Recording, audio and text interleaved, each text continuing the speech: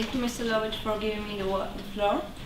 I would like to make a brief overview of the employee financial participation as part of the European employment strategy. First of all, I would like to introduce you the background of the problem of labor market duality that we are facing nowadays.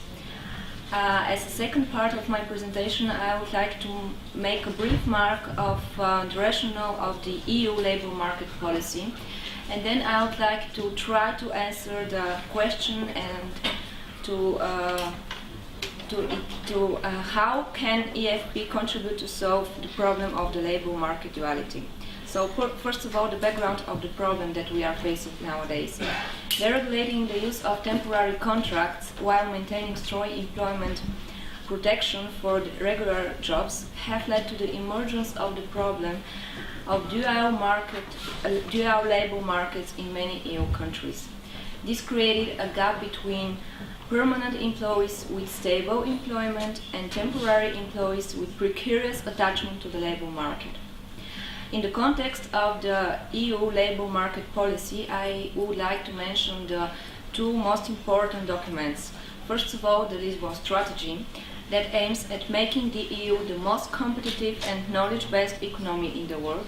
Secondly, the European Employment Strategy, that seeks to create more and better jobs throughout the EU and to include especially vulnerable groups in the labor market. And these are the women, the young and older workers, unskilled workers, immigrants, etc. So unfortunately, we are facing a key problem. Labor market duality contradicts these aims in several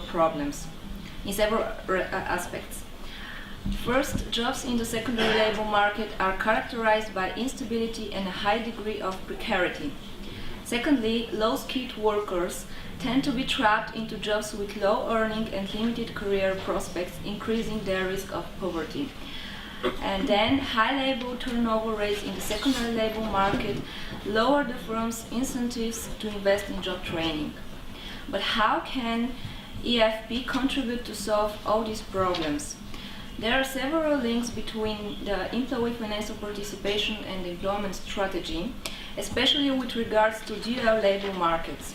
The first two links are well known, but I would like to mention it although.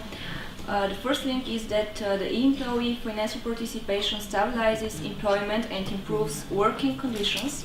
Second, EFP increases the firm's incentives to invest in human capital. But there are also two other links that are less known, but although I would like to focus on them. First, EFP could enhance internal flexibility through wage flexibility.